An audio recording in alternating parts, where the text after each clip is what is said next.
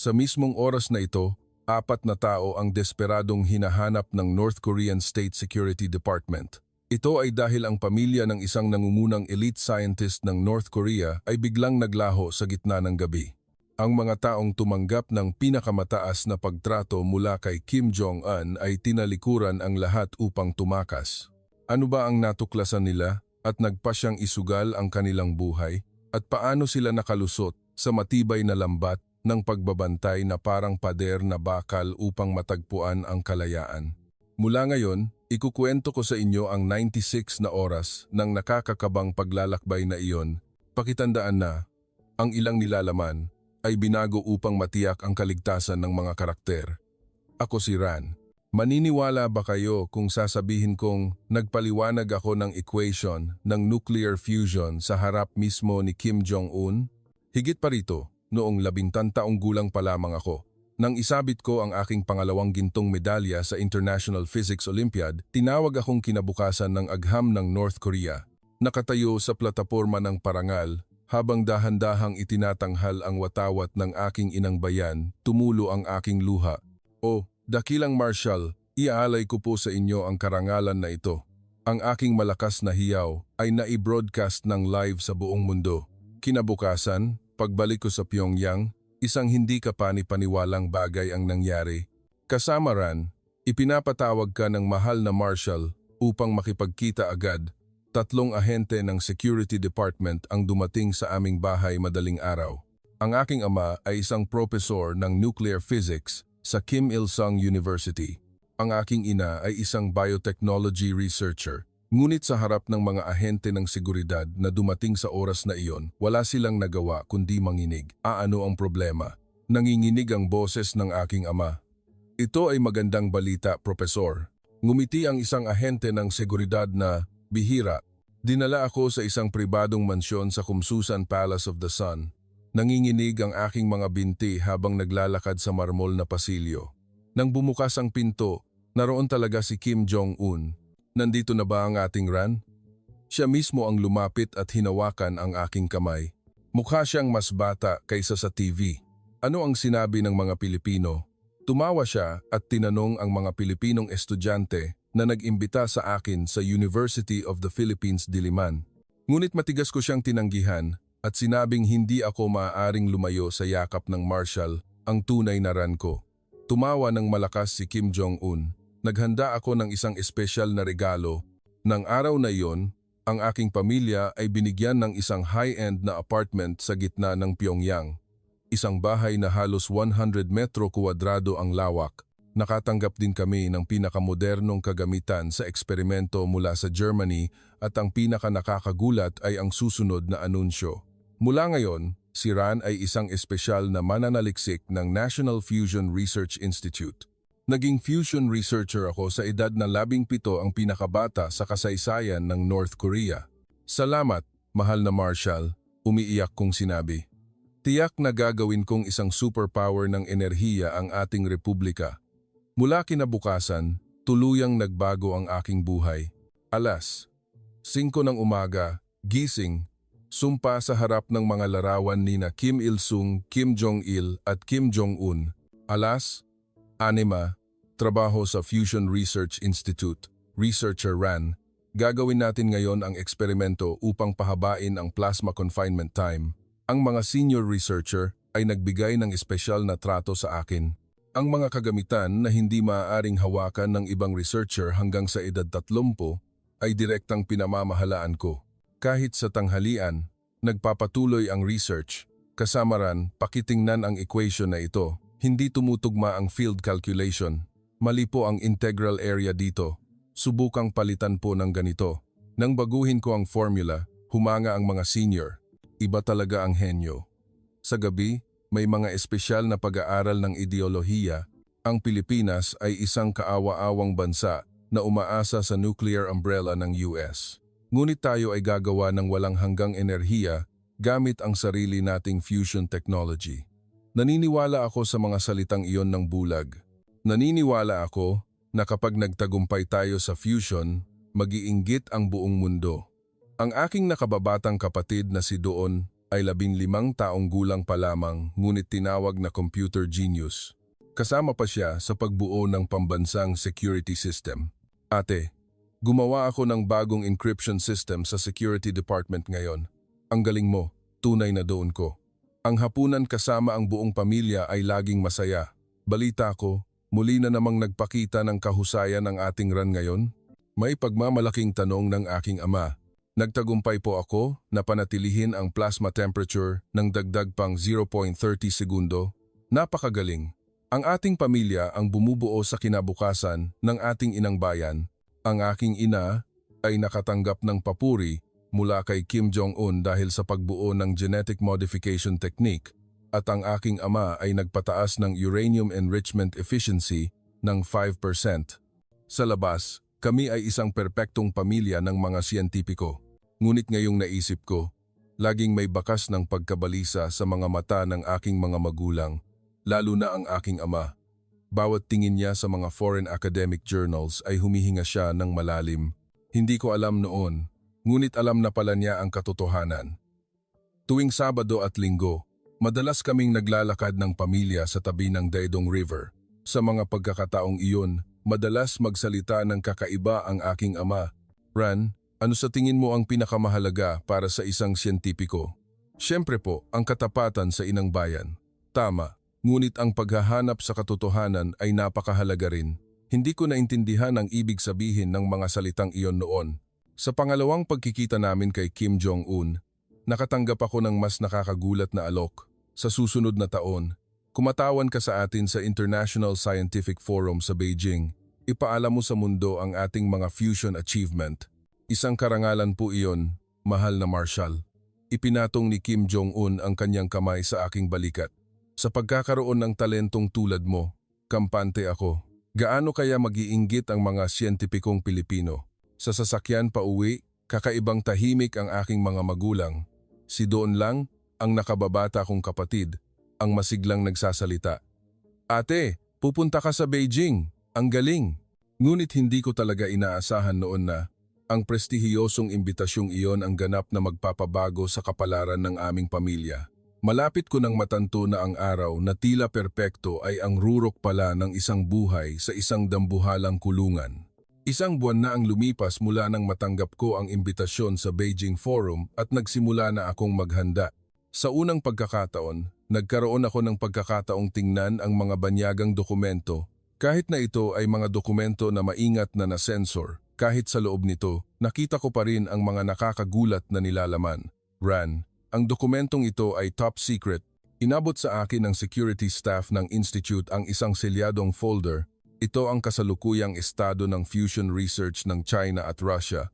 Nang buksan ko ang dokumento, halos hindi ako makahinga. Nagtagumpay ang China na panatilihin ang plasma ng 101 segundo, samantalang tayo ay 2 segundo pa lang. Totoo po ba ito? Nanginginig kong tanong.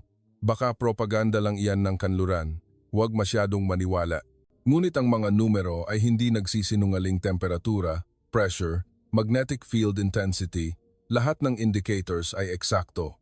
Sa unang pagkakataon, natanto ko kung gaano kami kahuli.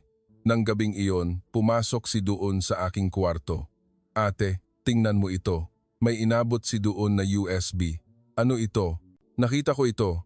Habang chine-check ang security system, ito ay mga thesis ng mga siyentipikong Pilipino.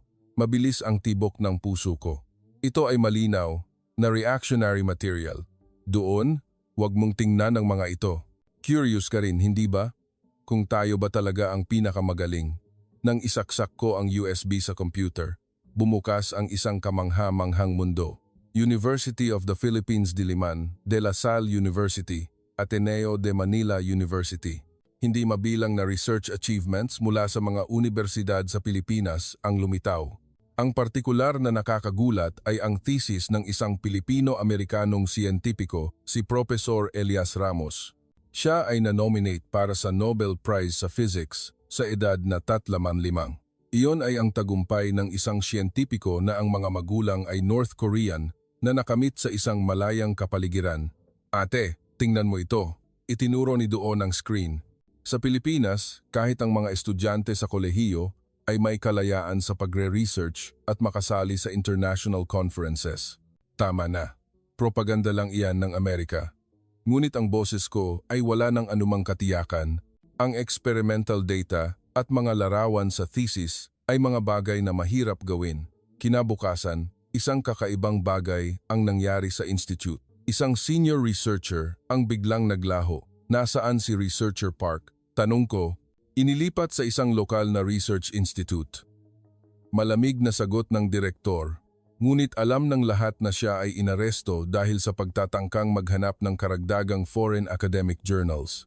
Nang gabing iyon, mayroong isang espesyal na ideolohikal na pagrepaso. Kamakailan, mayroong lagnat sa ideolohiya sa ilang researcher. Mahigpit na sinabi ng isang opisyal ng Security Department. Ang bulag na paniniwala sa banyagang dokumento ay isang gawaing antay-bansa. Lahat ay huminto sa paghinga. Sumikip ang dibdib ko. Naisip ko ang USB na pinanood namin kagabi. Pag-uwi, dali-dali kong tinawag si Doon. Itapon mo agad ang USB na iyon. Bakit? Hindi ko pa natatapos panoorin. Dinala na si Researcher Park sa labor camp. Kailangan din tayong maging maingat. Namutla ang mukha ni Doon, ngunit ang bata ay talagang matapang. Ate, kung ganoon, lalo nating kailangang panoorin. Kailangang malaman ang katotohanan. Anong sinasabi mo? Nararamdaman mo rin, hindi ba? Mayroong kakaiba. Sa totoo lang, tama si Doon. Habang mas nagre-research ako tungkol sa fusion, mas lumalaki ang pagdududa sa akin. Bakit hindi tayo pinapayagang sumali sa international conferences? Bakit ipinagbabawal ang research cooperation sa ibang bansa? Bakit laging may sikreto ang lahat? Isang linggo pagkatapos, nang umuwi ang aking ama, nagsalita siya ng mga kakaibang salita. Ran, kumusta ang paghahanda mo para sa Beijing Forum? Opo, halos tapos na ang presentation material. Mabuti. Nag-aalangan ang aking ama at nagpatuloy, kung sakaling magkaroon ka ng pagkakataong makilala ang ibang banyagang siyentipiko doon, pakinggan mo sila ng mabuti. Ano po ang ibig mong sabihin? Tandaan mo lang na malawak ang mundong ito. Sinamaan ng tingin ng aking ina ang aking ama. Nararamdaman ko na may itinatago sila. Nang gabing iyon, narinig ko ang mahihinang usapan mula sa kuwarto ng aking mga magulang.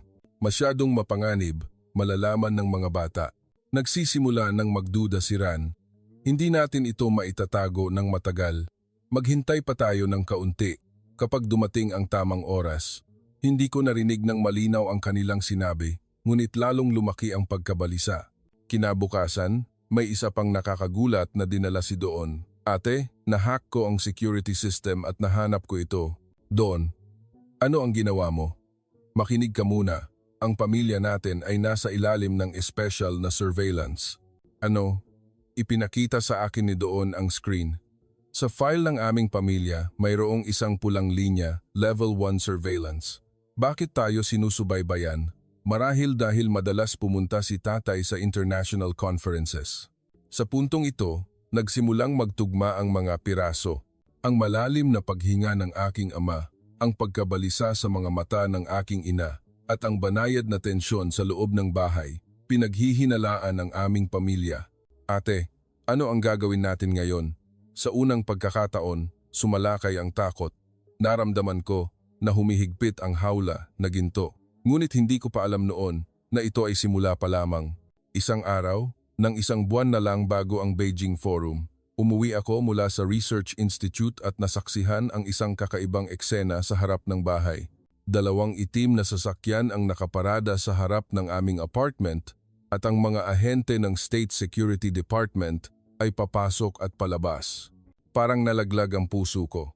Nadiskubre ba si Doon sa pag-hack sa system?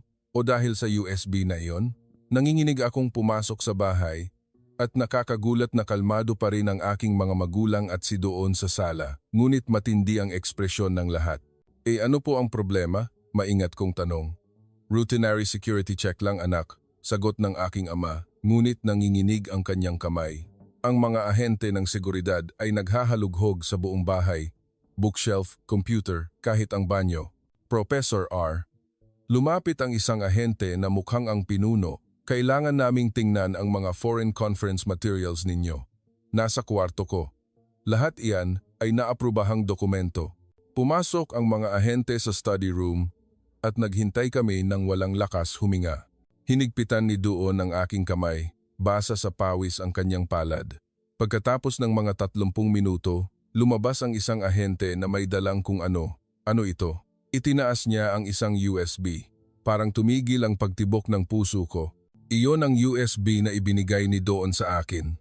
Malinaw na itinago ko iyon ng mabuti sa drawer ng kwarto ko. Hindi ko alam, kalmadong sagot ng aking ama.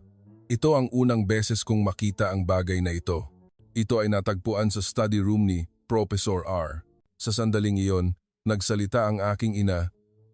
Iyan ang USB na ginagamit ko sa pag-backup ng mga patient record na ibinigay ng ospital. Tiningnan ng ahente ang USB ng may pagdududa. Kailangan naming tingnan. Dadalhin ko ito. Pero may personal na impormasyon ng pasyente diyan, nag-aalalang sabi ng aking ina. Pambansang seguridad ang pinakamahalaga. Pag-alis ng mga ahente, matagal kaming natahimik. Ano ang nasa USB na iyon? Tanong ng aking ama sa mababang boses. Mga thesis po ng mga siyentipikong Pilipino, umiiyak na sagot ni Doon. Namutla ang mukha ng aking ama. Mag-empake na kayo ngayon.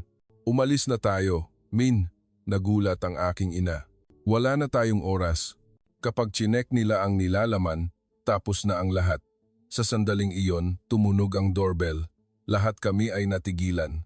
Professor R, napakabilis naman nilang bumalik. Binuksan ng aking ama ang pinto. Ang parehong pinuno pa rin, ngunit iba na ang ekspresyon. Chinek na namin ang nilalaman ng USB, sabi niya. Sa kabutihang palad, ito ay medical records nga. Lahat kami ay nakahinga ng maluwag, ngunit ang sumunod na pangungusap ay muling nagdulot ng tensyon. Gayunpaman, may kakaiba. Ang petsa ng file ay ngayong hapon. Isang katahimikan ang bumalot, hindi maaari, nauutal ang aking ina. Mukhang may itinatago kayo. Sa sandaling iyon, humakbang si Doon. Ako po ang gumawa niyan. Sinubukan ko pong i-backup ang research material ni ate, ngunit aksidenteng na-overwrite ko ang file ni mama. Kaya po ganoon ang petsa. Tinitigan ng ahente si Doon. Isang 15 taong gulang na bata ang gumagamit ng security, USB. Nag-aaral po ako sa computer gifted school. Nagagawa ko po ang ganoong bagay. Ito ay isang sandali ng tensyon. Ngunit sa huli, tumango ang ahente. Sa susunod, mag-ingat. Ang paglabag sa security regulation ay malaking krimen. Pag-alis niya, niyakap ng aking ama si Doon. Ang galing mo, ngunit iyon ay talagang mapanganib na sandali. Nasaan ang nilalaman ng USB na iyon? Tanong ko. Ngumiti si Doon. Akala mo bobo ako? Siyempre, nag-save ako ng hiwalay sa cloud server. Ano ang cloud? Physics lang ang alam mo ate. Iyon ay storage space sa internet na nasa labas ng security network ng North Korea. Nang gabing iyon, nagkaroon ng family meeting. Nauna ang aking ama. Siguro, hindi na natin ito maitatago pa. Ano po ang ibig mong sabihin? Tanong ko. Ran, Doon, tama ang nakikita ninyo. Talagang ang huli na tayo. Hindi, mas tamang sabihin, nabubuhay tayo sa isang kasinungalingan, umiyak ang aking ina. Patawad dahil pinalaki ko kayo sa lugar na tulad nito. Ma, ano ang sinasabi mo? Tumingin ang aking ama sa labas ng bintana at nagsalita. Noong nakaraang taon, nang pumunta ako sa Moscow para sa isang conference, nakilala ko ang mga siyentipikong Pilipino. Nagulat ako sa kanilang mga research. Nauna sila sa atin nang hindi bababa sa 20 taon. Kaya ang lahat ng pinag-aaralan natin ay peke? Hindi peke, ngunit bahagi lamang ng katotohanan, tanong ni Doon. Kaya, ano ang gagawin natin ngayon? Tumingin sa amin ang aking ama. Ang Beijing Forum ay maaaring isang pagkakataon. Ngunit sa sandaling iyon, muling tumunog ang doorbell. Sa pagkakataong ito, ang kapitana ng barangay, Professor R, pinapatawag po kayo ng Security Department bukas ng umaga para sa pagtatrabaho. Tungkol saan? Sabi nila, rerepasuhin nila ang inyong kwalifikasyon para sa Beijing Forum. Pagkatapos magsara ang pinto, nagtinginan kami. Nagsisimula na, bulong ng aking ama. Hindi ko naintindihan ang ibig sabihin ng pangungusap na iyon noon. Ngunit malabo kong naramdaman na malapit nang magsimula ang sandali upang baguhin ang kapalaran ng aming pamilya. Kinabukasan, umalis ng maaga ang aking ama sa bahay. Iyon ang araw ng kanyang pagkikita sa security department. Nag-aalala kaming naghintay sa kanya. "Ma, ayos lang ba si tatay?" Nag-aalalang tanong ni Doon. "Huwag kang mag-alala, matalino ang tatay mo." Sagot ng aking ina, ngunit patuloy niyang kinakalkal ang tasa ng tsaa. Hapon na nang bumalik ang aking ama. Nakakagulat, masigla ang kanyang mukha. Naaprubahan na ang pagdalo sa Beijing Forum. "Talaga po?" Gulat kong tanong. "Oo, sinabi pa nilang samahan kaming buong pamilya para raw ipagdiwang ang tagumpay ni Ran. May kakaiba. Hindi posibleng maging ganoon kabait ang security department." Nang gabing iyon, nilakasan ng aking ama ang tunog ng TV at tinawag kaming lumapit. "Makinig kayong mabuti. Mayroon tayong hindi bababa sa 6 na listening devices sa bahay." Lahat kami ay huminto sa paghinga.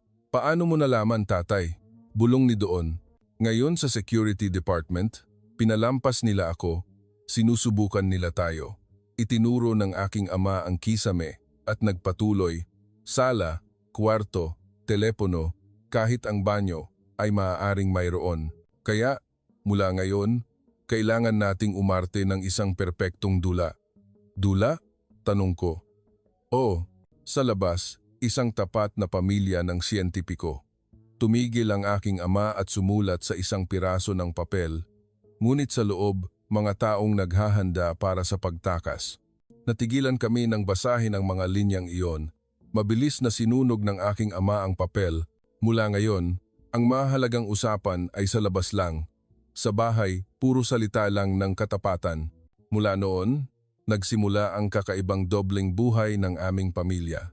Tuwing umaga, malakas kaming sumisigaw. "O dakilang Marshal, iaalay po namin ang aming sarili sa research ngayon. Ma, pag-aaralan ko ngayon ang mga turo ng Marshal Kim Jong-un. Iyon ay isang perpektong dula para sa mga listening devices, ngunit iba ang oras ng paglalakad tuwing gabi."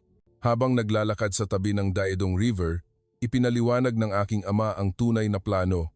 "Inihanda ko ito, 5 taon na ang nakalipas." 5 taon? Nagulat din ang aking ina. Bawat pagpunta ko sa foreign conference, nagtitipid ako ng kaunting research fund. May 20,000 ako sa isang Chinese bank. Sa pera na iyon, nakakuha na rin ako ng contact ng isang broker. "Sa Beijing tayo kikilos?" tanong ni Doon. "Kaya tatakas tayong lahat?" "Hindi, madaling matutuklasan iyon. Kailangan nating dumaan sa iba't ibang landas. Ang plano ay napaka-sopistikado. Ako ay hihiwalay sa gitna ng forum. Ang mga magulang mo ay dadaan sa 2 magkaibang border crossing. At si Doon, maiiwan ka sa Pyongyang." "Ano?" Lahat kami ay nagulat. "Kailangan mong manatili dito upang i-jam ang system para makatakas ng ligtas ang lahat." "Wag, mapapahamak si Doon." Tutol ko, "Ayos lang, gumawa ako ng backdoor." Kayang tumagal ng 72 oras. Pag-uwi, nagsimula na kaming umarte. "Ran, kumusta ang paghahanda mo sa presentation sa Beijing?" "Opo, tatay. Tiyak na magpe-present ako ng achievement na ikagagalak ng Marshal." Kahit na nagsasalita ng ganoong mga salita, nagpapalitan kami ng iba pang signal sa pamamagitan ng aming mga mata. Pagkatapos ng ilang araw, may isang espesyal na mungkahi ang aking ina. "Mag-picture taking kaya tayong magpamilya?" Nag-picture taking kami ng pamilya sa isang malaking photo studio sa gitna ng Pyongyang. "Ito na siguro ang huli," bulong ng aking ama. Biglang nagsalita si Don. "Hindi po, magpipicture. Taking ulit tayo sa isang malayang lugar." Kinuhanan ng litratista ang larawan. Walang nakakaalam ng sikreto sa likod ng ngiti naming 4. Ngunit pagkatapos ng isang linggo, isang nakakagulat na bagay ang nangyari. "Professor R, ang buong pamilya ninyo ay inimbitahan sa isang espesyal na hapunan." Espesyal na hapunan. Iyon ay isang party na inorganisa mismo ni Marshal Kim Jong-un para sa mga pamilya ng mga siyentipiko. 3 araw bago kami umalis patungong Beijing pinakamasamang oras. Nang gabing iyon, sa harap ng mga listening devices, naghihiyawan kami. Naalala pa tayo ng Marshal, isang karangalan.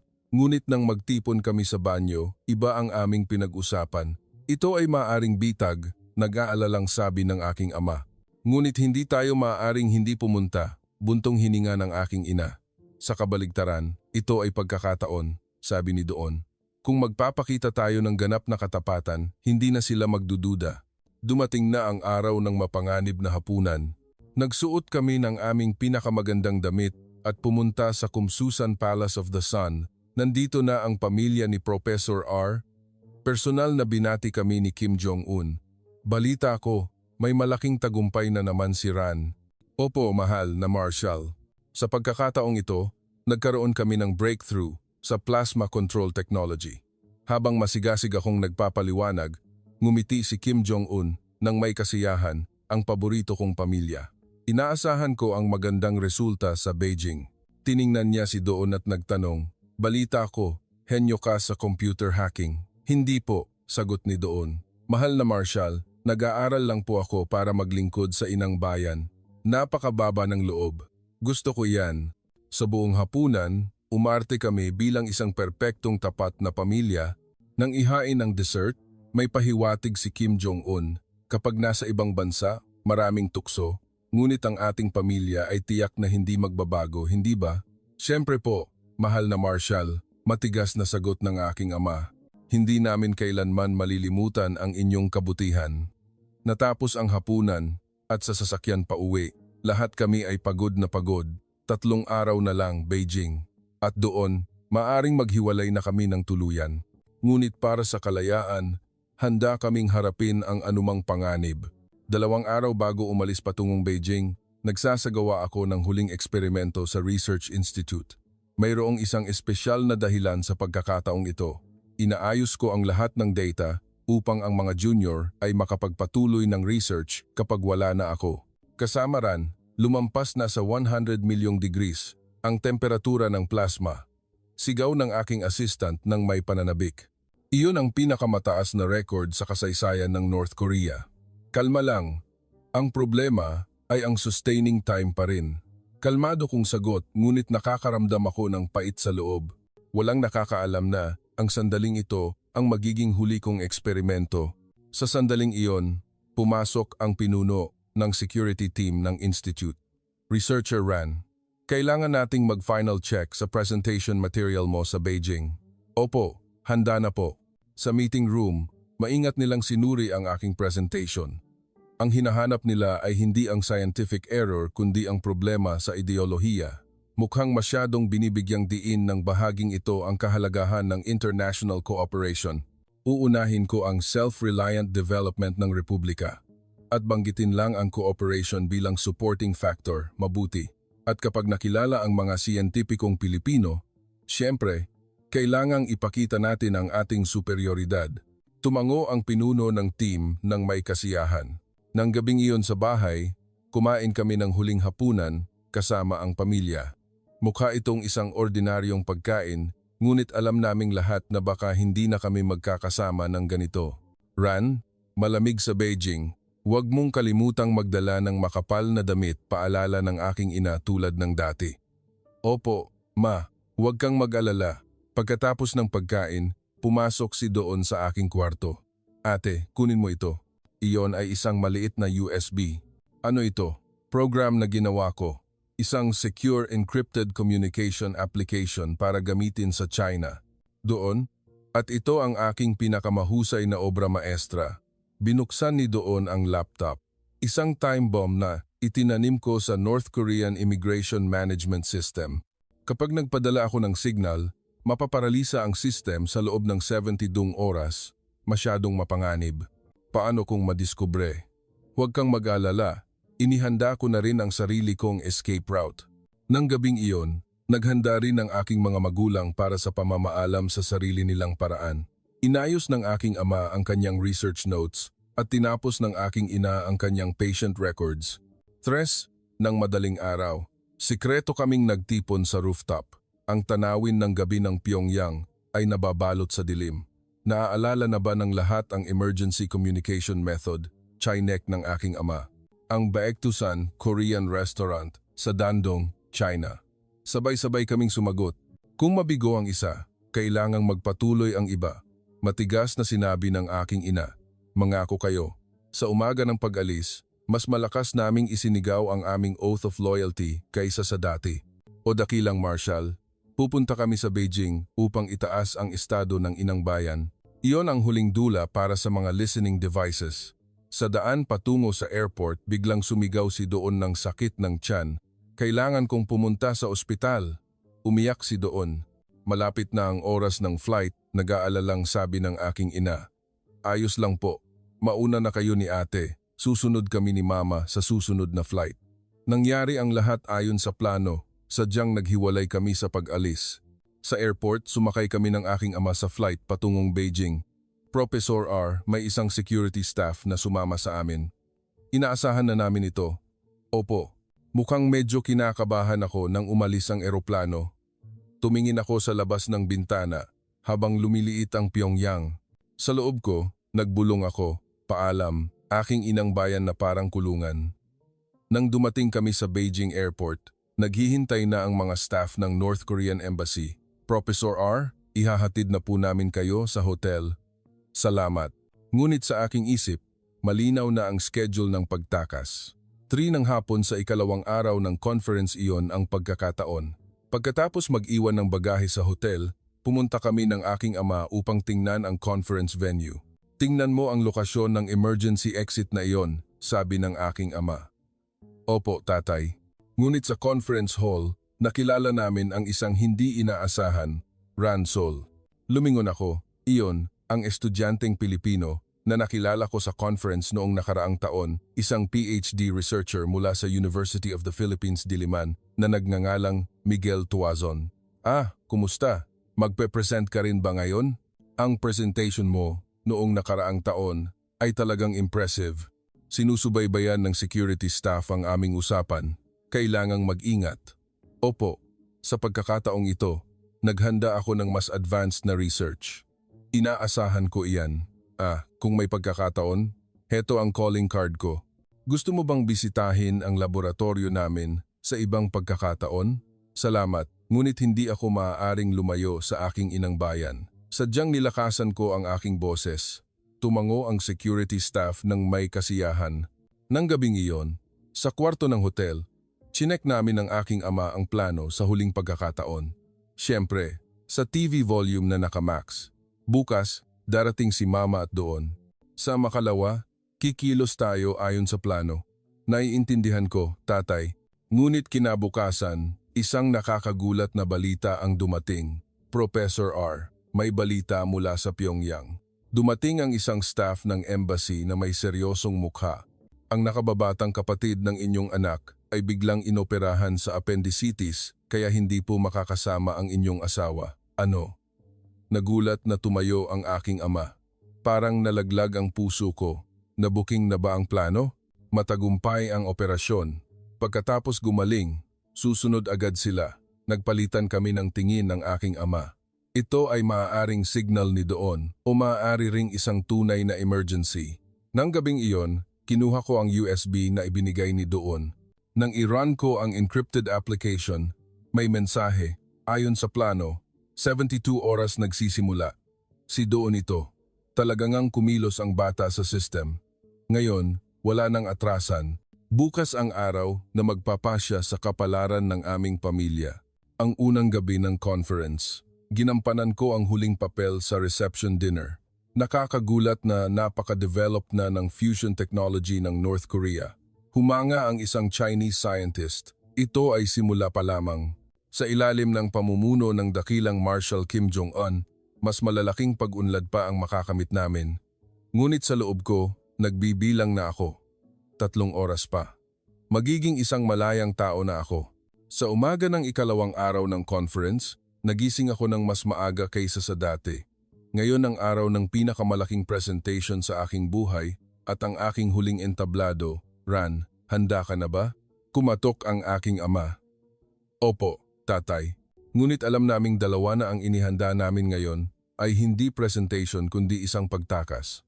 Pagbaba namin para kumain ng almusal, naghihintay na ang security staff, Researcher Ran. Inaasahan ko ang presentation mo ngayon. Nakasalalay diyan ang karangalan ng inang bayan.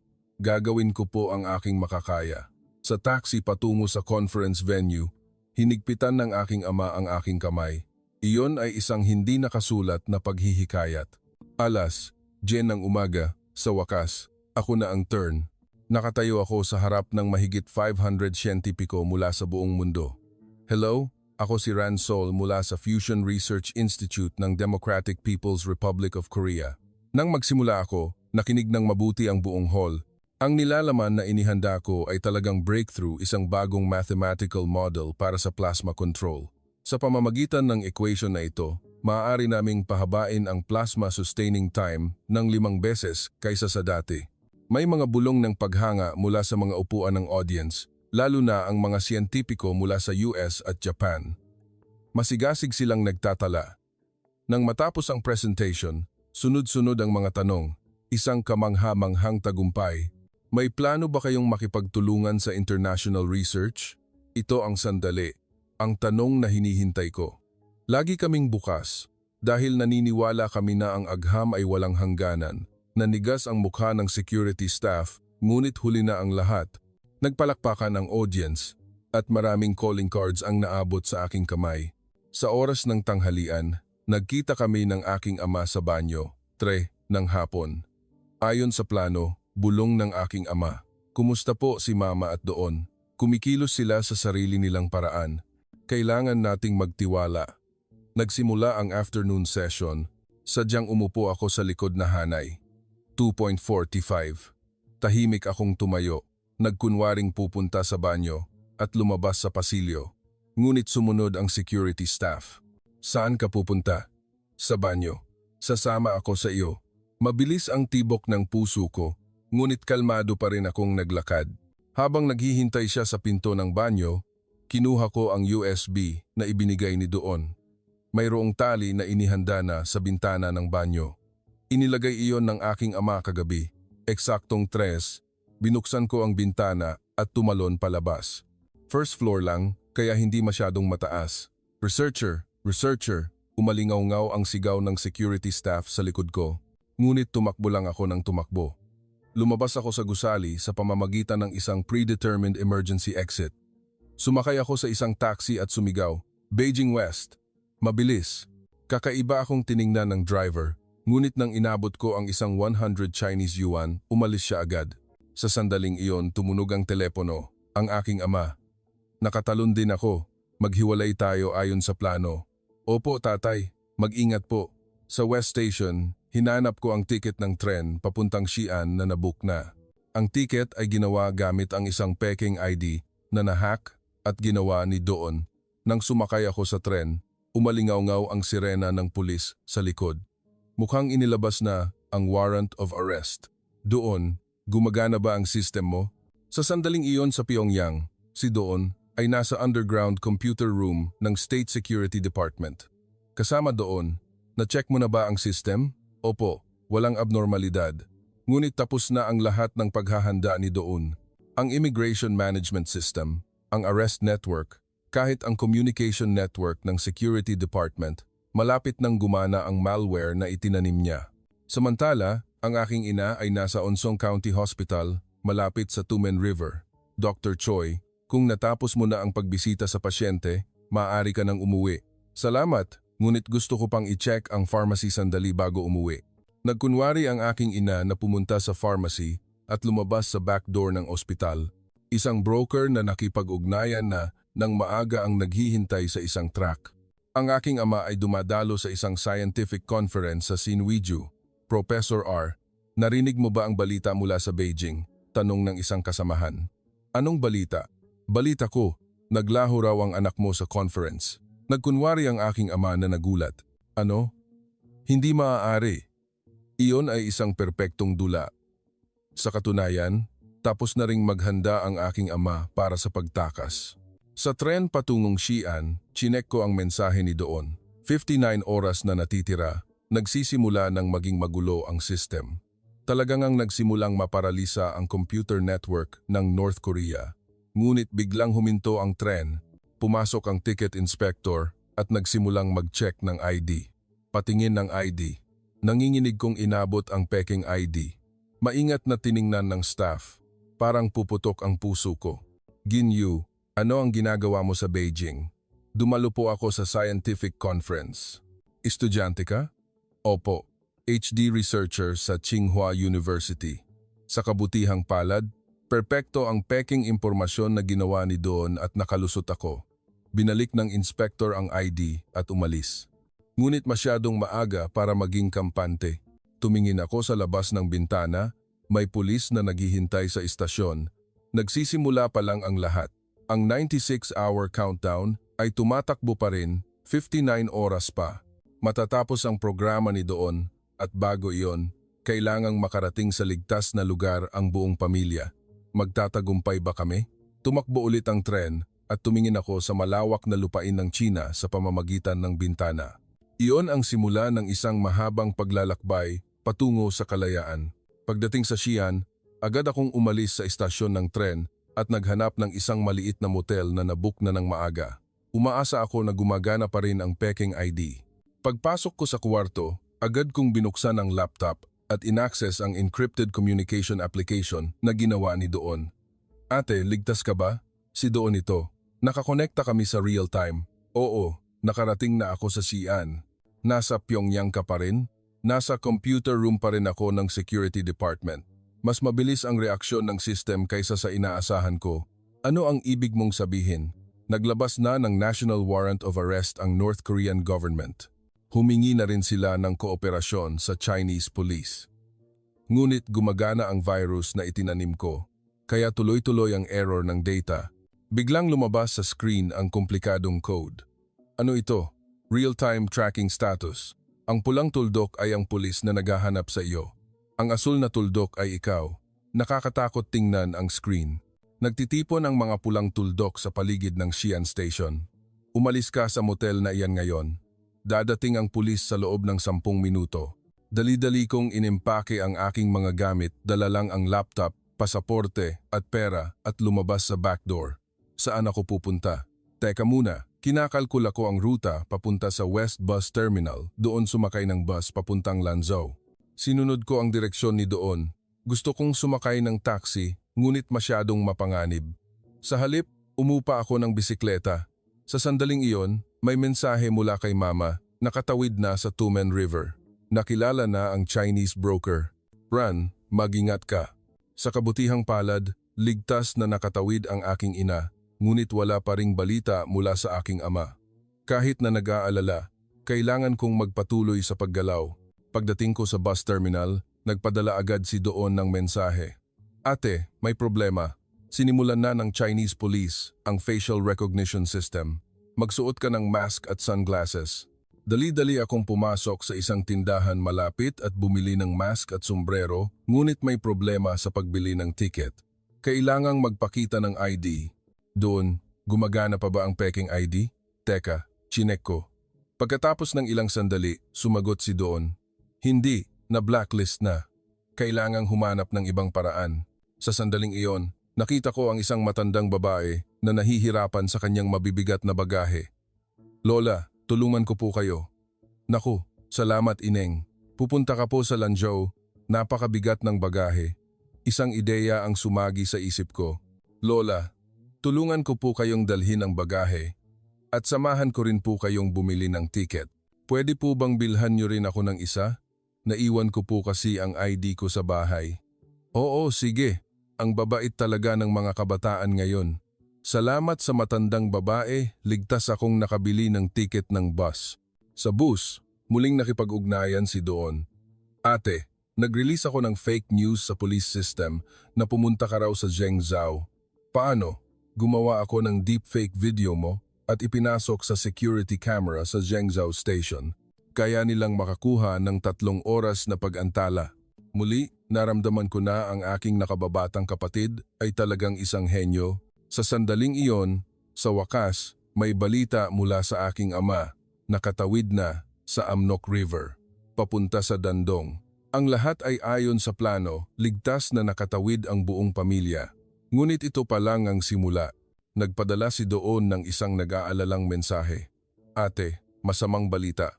Sinimulan na ng North Korean hacker team ang pag-analyze ng code ko. Mas mabilis kaysa sa inaasahan. Kaya, ano ang gagawin? Ayos lang. Gumawa ako ng maraming decoy servers habang hinahabol nila ang mga peke, makakakuha ako ng oras. Ngunit ang boses ni Doon ay mukhang tense din. At, ate, sa loob ng 48 oras, automatikong magtatapos ang programa ko. Kailangang makarating na kayo sa ligtas na lugar bago iyon. Dumating ang bus sa Lanzhou ng gabi na. Nakatayo ako sa harap ng istasyon, naghihintay ng direksyon ni Doon. Pumunta ka sa coffee shop sa harap ng exit 3 ng Lanzhou Station. May tao tayo doon. Tao natin? Isang North Korean defector na nakatira sa China. Nakipag-ugnayan na nang maaga ang aking ama. Sa coffee shop, nakilala ako ng isang middle-aged na babae at lumapit. Ikaw si Ran, hindi ba? Naghihintay ako sa iyo. Opo, salamat. Mabilis. Dadalhin kita sa ligtas na lugar gamit ang aking sasakyan. Sa sasakyan, tuloy-tuloy pa rin ang komunikasyon ko kay Doon. Ate, magulo na ang security department ngayon. Ganap na paralisado ang network, kaya hindi nila matrack si mama at tatay. Kailan ka aalis? 36 oras pa. Kailangan kong i-jam ang system hanggang sa huling minuto para makatakas ng ligtas ang lahat. Tumulo ang aking luha. Isang 15 taong gulang na kapatid na isinasapalaran ang kanyang buhay para sa pamilya. Pagdating ko sa ligtas na lugar, may hindi inaasahang naghihintay. Ran, sila si mama at pati si tatay. Ma, tay, niyakap namin ang isa't isa at umiyak. Ngunit hindi nagtagal ang kaligayahan. Hindi pa kumpleto ang reunion, kulang si Doon. Kukunin natin si Doon, tiyak yan, matigas na sabi ng aking ama. Sa sandaling iyon, tumunog ang alert mula sa laptop. Emergency. Natagpuan na ng North Korean hacker team ang tunay na server. Nagsisimula ng bumagsak ang system. Tiyak na tatagal lang ng 24 oras. Wala na kaming oras. Upang iligtas si Doon at dalhin ang lahat sa ligtas na lugar, 24 oras na lang ang mayroon kami. Ang digital war ay nasa huling yugto na. Pagkatapos ng maikling reunion sa pinagtataguan, kailangan naming maghiwalay ulit upang maiwasan ang paghahanap ng Chinese government. Hindi kami maaaring magkasama. Simulan na natin ang rescue operation, sabi ng aking ama. Naglatag siya ng mapa. Sa loob ng 24 oras, nag-aalalang tanong ng aking ina. Ayon sa coordinates na ipinadala ni Doon, nakatakas siya sa Pyongyang at papunta na sa North Hamgyong Province. Magkita tayo malapit sa Musan. Sa sandaling iyon, may voice message mula kay Doon. Rinig ang mabilis na mga hakbang sa background. Ate, nasa Pyongyang Station ako. Sumakay ako sa night train papuntang Chongjin. Namiss ako ng security department ng 5 minuto. Tiyak na tatagal lang ng mga 18 oras ang system. Ran, mag-ingat ka. Doon! Sigaw ko sa mic. Huwag kang mag-alala. Naghanda pa ako ng iba. Saan ka, ate? Malapit sa Lanzhou. Pupunta ako sa border ngayon. Ipinaliwanag ng aking ama ang plano. Ikaw at si mama, pumunta kayo sa Tumen. Doon kayo maghintay. Pupunta ako sa Musan para sunduin si Doon. Masyadong mapanganib, tutol ng aking ina. Kailangan kong pumunta. Mas alam ko ang terrain ng border. Muli kaming nagpaalam. Sa pagkakataong ito, talagang umaasa ako na ito na ang huli. Sumakay kami ng aking ina sa isang sasakyan na patungo sa Tumen na minamaneho ng isang North Korean broker. Mahigpit ang border security nitong mga araw na ito, lalo na sa gabi. Alam ko, ngunit wala na kaming oras. Sa sasakyan, tuloy-tuloy kong chinek ang sitwasyon ni Doon. Nagpapadala siya ng real-time location. Nakarating na sa Chongjin. Naghihintay ng bus papuntang Musan. Maraming ahente ng security department dito na nakamaskara. Mag-ingat ka. Nag-install ako ng encryption sa paraang itinuro ko sa iyo, ate. Samantala, ang aking ama ay papunta na rin sa Musan. 3 ng madaling araw, nakarating kami sa isang pinagtataguan malapit sa Tumen. Doon, nakilala namin ang isa pang pamilya ng defector. 3 araw na kaming naghihintay, 3 oras na lang, tatawid na kami ng ilog. Sabi ng isang young couple, may bata pa? Nagulat ang aking ina. Opo, 5 taong gulang. Gusto naming hanapin ang kalayaan para sa kanya bago siya lumaki. Lahat kami ay may parehong panaginip, isang matinding pagnanasa para sa kalayaan. Sa sandaling iyon, may emergency message mula kay Doon. Ate, may problema. Nakuha na ng security department ang kinaroroonan ko. Naglabas na sila ng alert sa Manpo checkpoint. Kaya, ano ang gagawin? Kailangan mong magpalit ng ruta. Pupunta ako sa direksyon ng Horyong. Na-inform ang aking ama. Nagpalit din siya ng direksyon patungong Horyong. Mauna ako sa doon para maghanda. 4 ng madaling araw. Sa wakas, oras na para tumawid ng ilog. Sumunod kayo sa akin ng tahimik, bulong ng guide. Mas malawak ang Tumen River kaysa sa akala ko. Ang tubig ng ilog sa huling bahagi ng Nobyembre ay kasing lamig ng yelo. Ito ang pinakamababaw na lugar, ngunit aabot pa rin hanggang baywang ang tubig. Binalot namin ang aming mga damit sa plastic bags at itinaas sa aming ulo. Sa sandaling tumapak ako sa tubig, parang nanlamig ang buong katawan ko. Ma, ayos ka lang? Hinigpitan ko ang kamay ng aking ina. Oo, huwag kang mag-alala. Ngunit ang kamay ng aking ina ay kasing lamig na ng bato. Nang nasa kalagitnaan kami, biglang may tumutok na flashlight. Sino iyan? Mga North Korean border guards iyon. Takbo, sigaw ng guide. Tumakbo kami ng baliw-baliw habang tumatawid sa ilog. Umalingaw-ngaw ang putok ng baril, ngunit hindi kami maaaring huminto. Ang ama na may karga sa kanyang 5 taong gulang na anak ay natumba. Dalhin ninyo muna ang anak ko, sigaw niya. Sinalo namin ng aking ina ang bata at tumakbo. Pagdating namin sa Chinese side, bumagsak ang aking mga binti. Ngunit masyadong maaga para maging kampante. Hindi rin ligtas dito. Dali, kailangan pa naming maglakad ng 30 minuto habang basang-basa, nanginginig ang buong katawan ko sa lamig. Sa sandaling iyon, may mensahe mula kay Doon. Ate, nakarating na ako sa Horyong, ngunit wala pa si tatay. Kahit na nag-aalala, may isang balita na puno ng pag-asa. 8 oras na lang bago bumagsak ang system. Kailangang magkita tayo bago iyon. Nang sa wakas ay nakarating kami sa ligtas na lugar, may tawag sa telepono mula sa aking ama. Nahanap ko na si Doon. Dinadala ko na siya sa border ngayon. Talaga po? Ligtas po ba siya? Oo, ngunit napakahigpit ng seguridad. Ang orihinal na plano ay hindi na siguro magagawa. Sa sandaling iyon, kinuha ni Doon ang telepono. Ate, ayos lang ako, ngunit hindi maganda ang sitwasyon dito. Kailangan nating humanap ng ibang paraan. Anong paraan? Naghanda pa ako ng iba.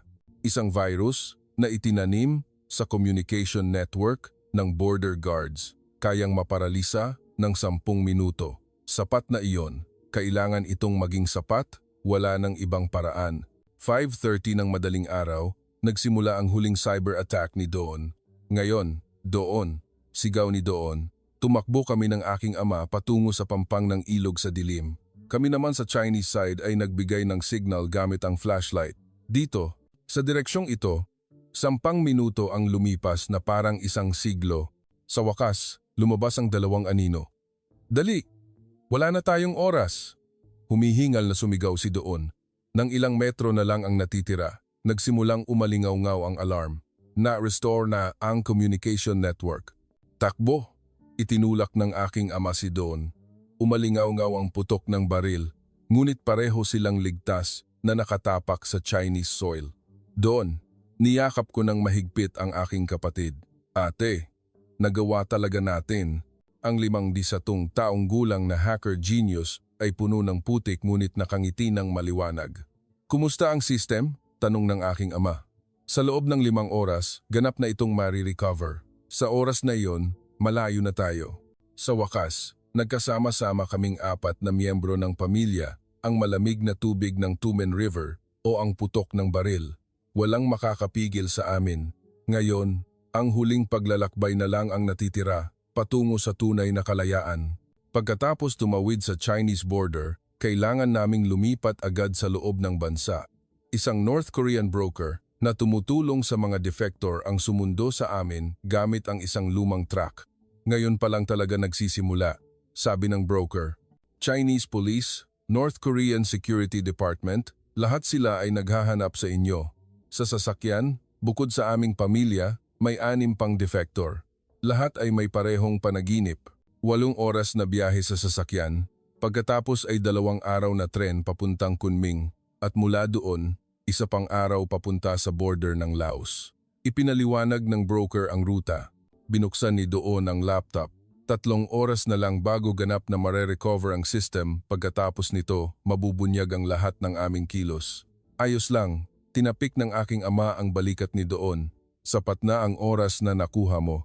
Ngunit sa unang checkpoint pa lang, sumalakay na ang panganib. Hinto, Chinese police iyon. Hinawakan namin ang aming hininga. Checking the cargo. Bumaba kayong lahat. Lihim na nagbigay ng sobre ang broker, ngunit umiling ang pulis. Kamakailan, maraming defector kaya may direktiba mula sa itaas. Kailangang i-check ang ID ng lahat. Nagpapanggap kaming Chinese. Ngunit ang aming boses at kilos ay maaaring magbunyag sa amin. Sa sandaling iyon, biglang natumba si Doon. Aray, sakit ng tiyan ko. Sobrang sakit ng tiyan ko. Gulat na tumakbo ang aking ina. Si Doon ay nagpapagulong-gulong sa lupa at umuungal, mahirap malaman kung umarte lang o totoo. Ospital. Kailangang pumunta sa ospital. Sumigaw ako sa Chinese. Nag-aalangan ang mga pulis. Baka appendicitis. Kung hindi ka aalis agad, mapanganib. Ginawa ng aking ina ang kanyang karanasan bilang doktor upang magkunwari na mag-diagnose. Kung ganoon, umalis na kayo agad. Malapit lang ang Yanji Hospital. Nagmamadali kaming sumakay sa sasakyan at ligtas na nakalusot sa checkpoint. Doon, ayos ka lang ba? Hi. Bakit? Magaling ba akong umarte? Ang batang ito ay hindi lang magaling sa computer. Pagdating sa Yanji, pumunta kami sa istasyon ng tren, ngunit sa harap ng istasyon, maraming pulis ang nakatayo. Mas pinahigpit ang pag-check ng ID. Nag-aalalang sabi ng broker, kailangan nating humanap ng ibang paraan. Sa sandaling iyon, nagdesisyon ang aking ama. Maghiwalay ulit tayo. Maghihiwalay ulit? Nag-aalala ako. Ang bawat isa ay dadaan sa iba't ibang landas. Magkita tayo sa Kunming. Ito na ang huli. Nangako ang aking ama. Bago maghiwalay, niyakap kami ng mahigpit ng aking ina. Mag-ingat kayo. Tiyak na magkikita tayong muli. Nagkunwari kaming magkapatid ni Doon bilang 2 estudyante. Sa kabutihang palad, ang mga kabataan ay hindi gaanong chine-check ng mahigpit. Nagsimula ang 36 oras na biyahe sa tren. Ate, ligtas na ba talaga tayo ngayon? Mahinang tanong ni Doon. Hindi pa. Kailangang makarating tayo sa border ng Laos. Sa tren, may ilang beses na check, ngunit kalmado kaming nakalusot sa pamamagitan ng pagsasabi ng mga exchange student kami sa Beijing. Pagdating sa Kunming, walang tao sa meeting point. Na-miss ba natin? Nag-alala ako. 6:10, 6:20, 6:30. Habang lumilipas ang oras, lalong lumalaki ang pagkabalisa. Sa sandaling iyon, may 2 pamilyar na anino ang lumapit. Ma, Tay, muli kaming nagyakapan. Nasira ang bus kaya na-late kami. Nag-alala ba kayo? Sobrang natakot po ako.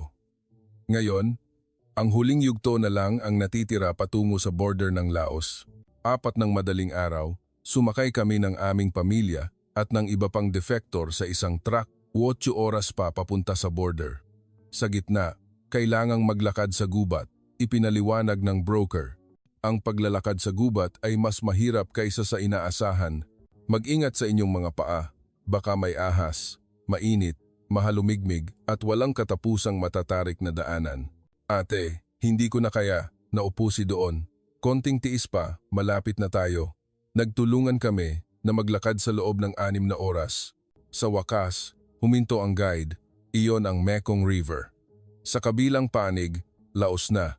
Sumakay kami sa maliliit na bangka. Sa loob ng 20 minuto habang tumatawid sa ilog, walang nagsalita. Lahat ay may parehong iniisip. Tapos na ba talaga? Nagawa natin. Sa sandaling tumapak ako sa lupa ng Laos, humagulgol ang aking ina.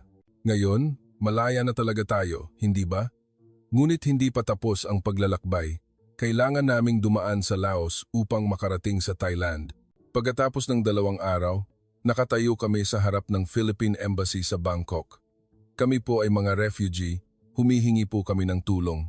Dinala kami ng isang security staff sa loob. Maligayang pagdating. Ligtas na kayo ngayon. Natapos ang mahabang 3,000 kilometrong paglalakbay. Nagsimula sa Pyongyang, dumaan sa mainland China, tumawid sa gubat at ilog.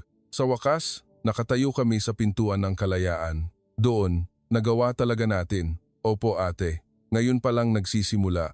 Sa Philippine Embassy sa Bangkok, sa unang pagkakataon, naramdaman namin ang kaligtasan. Isang konsul ang mainit kaming sinalubong. Marami kayong pinagdaanan, ngayon, huwag na kayong mag-alala. Ngunit medyo komplikado ang mga pamamaraan verification ng ID, pagpuno ng form, interview. Ano po ang trabaho ninyo sa North Korea? Maingat kaming sumagot. Fusion researcher, biotechnologist, nuclear physics professor. Lumaki ang mata ng konsul. Napakabuting talento ang dumating. Ang gobyerno ng Pilipinas ay magbibigay ng espesyal na atensyon. Nanatili kami sa protektadong pasilidad ng embassy sa loob ng 1 linggo. Sa unang pagkakataon, nakatulog kami ng mahimbing. Ate, chicken adobo ito, emosyonal na sabi ni Doon. Iba sa chicken adobo sa Pyongyang, hindi ba? Oo, mas masarap dito. Ang TV ay nagpapalabas ng balita sa Pilipinas. Malayang pamamahayag, magkakaibang opinyon, isang ganap na bagong mundo. Ngunit sa ika-4 na araw, isang hindi inaasahang bagay ang nangyari.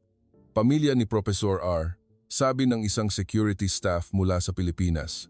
Naglabas ang North Korea ng International Warrant of Arrest sa krimen na paglabag sa pambansang sikreto. Ano ang nilabag namin? Nag-alala ang aking ama. Huwag kayong mag-alala, poprotektahan kayo ng gobyerno ng Pilipinas. Sa kabaligtaran, gusto naming dalhin kayo sa Pilipinas ng mas maaga hanggat maaari. May inihanda ng special plane.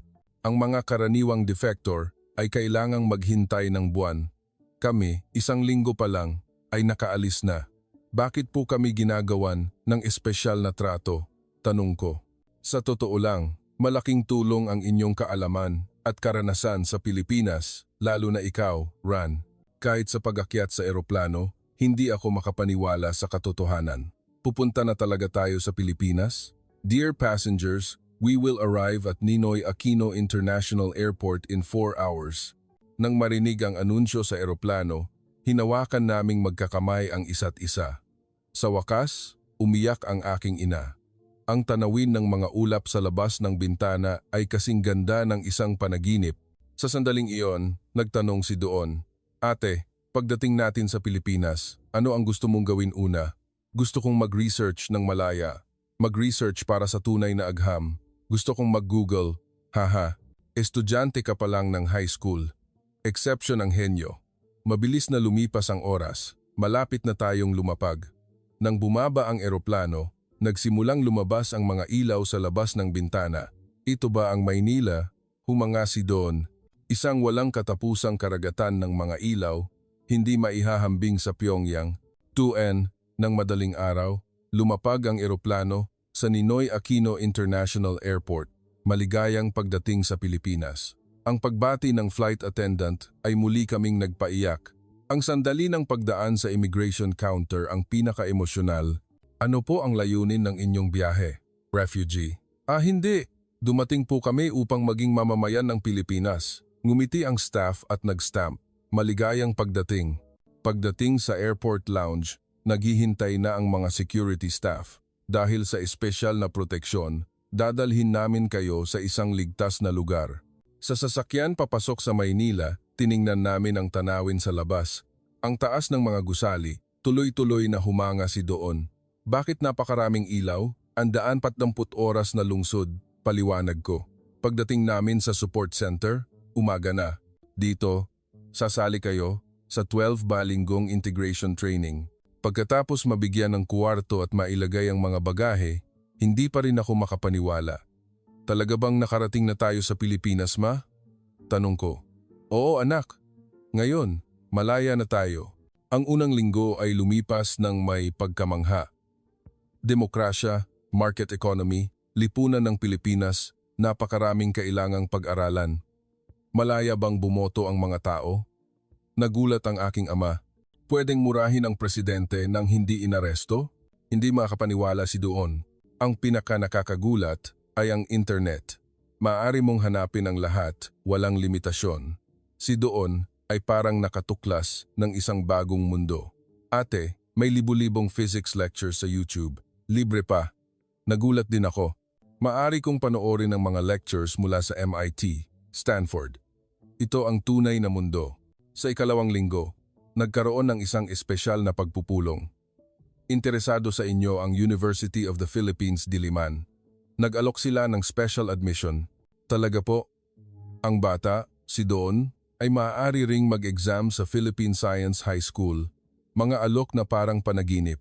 Isang araw sa center, nakilala ko ang isa pang defector. Oh, ikaw ba iyan? Uni ate. Nagulat ako. Iyon si Hyang Ran, isang senior sa Pyongyang Gifted School. Ate, nakarating ka rin dito? Nakarating ako noong nakaraang taon. Sa wakas, dumating ka. Niyakap namin ang isa't isa at umiyak. Sino ang mag-aakala na magiging ganito tayo? Bakit walang nagsabi sa atin na napakagaling pala ng kalayaan? Pagkatapos ng kurso, ang aming pamilya ay binigyan ng isang maliit na apartment. Ito na ang bahay natin. Masayang tumakbo si Doon sa paligid. Walang larawan na nakasabit at walang listening devices. Nang gabing iyon, nag-order kami ng fried chicken para magdiwang. Para sa malayang Pilipinas, para sa bagong simula ng ating pamilya. Cheers! Ang tanawin ng gabi ng Maynila na nagniningning sa labas ng bintana ay napakaliwanag. Nagawa talaga namin. Nalampasan ang lahat ng panganib at paghihirap upang matagpuan ang kalayaan. Ngayon, nagsisimula na ang tunay na buhay. Pagkatapos ng integration course, lumipat ang aming pamilya sa isang maliit na apartment sa Quezon City, Maynila. Kahit na 70 metro kwadrado lang ang lawak, iyon ang aming sariling malayang espasyo. Mula ngayon, ito na ang bahay natin, sabi ng aking ama nang isaksak ang susi. May 24 oras na hot water. Hinalo ni Doon ang tubig at humanga. Sa unang weekend, namili kami sa supermarket. Ang lahat ng ito ay nakakain, hindi makapaniwalang tiningnan ng aking ina ang fruit section. Saging, orange, mangga, mga bagay na sa North Korea, ang mga pinakamataas na opisyal lang ang makakakain. Ngayon, nakalatag. Maaari kaming bumili ng kahit anong gusto namin? Tanong ko. Basta may pera, mabibili mo ang lahat.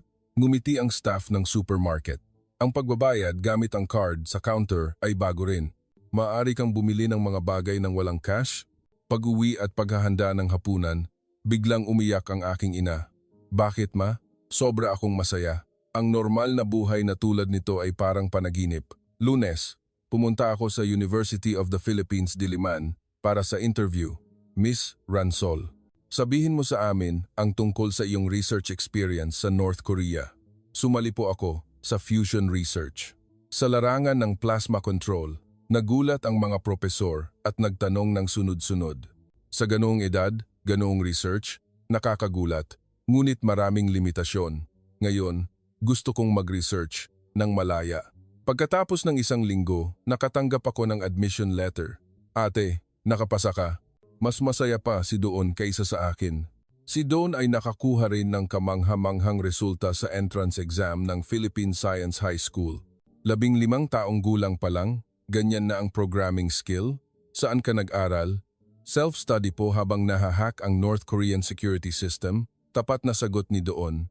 Sinubukan ng mga examiner na pigilan ang kanilang tawa. Ang aking ama ay nag-interview sa Philippine Nuclear Research Institute at ang aking ina ay nagsimulang maghanda para sa medical practice license exam, ngunit hindi madali ang pag-adjust. Isang araw, sinubukan kong maghanap ng part-time job sa isang convenience store. North Korean defector ka? Pasensya na, puno na kami. Tinanggihan ako sa ilang lugar. Mayroon pa ring diskriminasyon sa mga defector. Ate, kakaiba ba tayo? Tanong ni Doon. Hindi, lilipas din ang panahon. Ang buhay sa paaralan ay mahirap din sa simula. Galing ka raw sa North Korea? Nakita mo ba talaga si Kim Jong-un? Totoo bang kumakain kayo ng karne ng daga doon? Ang mga usisang tanong ay minsan nakakasakit, ngunit unti-unti nakilala ko ang mga kaibigan na tapat makitungo. Ariana, ang Filipino name ko. Ang galing mo. Tumakas ka sa ganoong lugar. Mag-aral tayo. Ituturo ko sa iyo ang hindi mo alam. Si Doon ay naging isang star sa paaralan. Uy, Kenjiro, ang Filipino name ni Doon. Nanalo na naman sa National Hacking Competition. Ang tunay na henyo. Balita ko, inalok na siya ng internship ng Google Philippines. Ngunit ang pinakamahirap ay ang pangungulila sa mga naiwan sa inang bayan. Kumusta na kaya si Ate Hyang Ran? Buntong hininga ko. Ang mga kasamahan ko sa institute. Hindi natapos ng aking ama ang kanyang pangungusap. Sa kabila nito, nabubuhay kami araw-araw ng may pasasalamat. Tuwing weekend, nag-explore kami ng mga bagong lugar. Nandito ang Rizal Park, ang ganda ng Manila Bay. Nang makita ni Doon ang dagat sa El Nido, Palawan sa unang pagkakataon, emosyonal siya. Ate, talagang walang katapusan ng dagat. Ngayon, maaari na rin tayong pumunta sa kahit saan. Pagkatapos ng 6 na buwan, isang maliit na himala ang nangyari. Ariana, na-accept ang thesis mo sa isang international conference. Inanunsyo ng aking professor. Talaga po? Ako po? Oo. Ang plasma control model na iminungkahi mo ay napakagaling. Isang bagay na hindi ko kailanman pinangarap sa North Korea. Unti-unti nang nag-adjust ang aming buong pamilya sa bagong buhay. Ang aking ama ay nagsimulang kilalanin sa Research Institute. Pumasa ang aking ina sa medical exam. Doktor na ulit ako. Nagdiwang kaming magkasama. Isang gabi, nagtipon kaming magpamilya. Naaalala niyo pa ba ang oras na ito noong nakaraang taon? Tanong ng aking ama. Ang malamig na gabing iyon sa pagtawid sa Tumen River, naalaala ng aking ina. Napakalabo noon, dagdag ko. Ngunit nagawa natin, nakangiting sabi ni Doon. Sa labas ng bintana, nagniningning ang tanawin ng gabi ng Maynila. Ngayon, walang hanggang posibilidad ang bumukas sa harap namin. Isang mundo kung saan maari kaming mangarap ng malaya, sumubok at tumayo ulit pagkatapos ng kabiguan. Ito ang kalayaan na isinapalaran namin ang aming buhay upang hanapin. Epilogue. 1 taon na ang lumipas mula nang kami ay tumakas.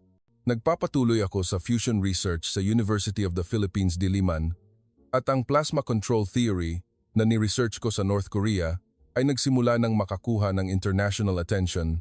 Ang kuwento ng aming pamilya ay lumaganap din, naging inspirasyon sa maraming tao tungkol sa halaga ng kalayaan at tapang. Si Doon, kahit na high school pa lang, ay nagsimula ng sarili niyang startup project, isang IT education platform para sa mga defector teenager na tulad namin. Upang ibalik ang tulong na natanggap niya, inialay ng aking ama ang kanyang kaalaman sa mapayapang paggamit ng nuclear energy at ang klinika ng aking ina na nagbibigay ng medical support sa North Korean defectors ay malapit nang magbukas. Ganap na kaming naging bahagi ng lipunan ng Pilipinas. Ngunit hindi namin kailanman malilimutan ang mga naiwan pa rin doon. Ang mga nangangarap ng kalayaan ngunit hindi makakaalis. Umaasa kami na isang araw, matatamasa rin nila ang kalayaang ito. Para sa araw na iyon, patuloy kaming nabubuhay ng buong puso ngayon, nabubuhay ng aming tunay na buhay sa malayang Pilipinas.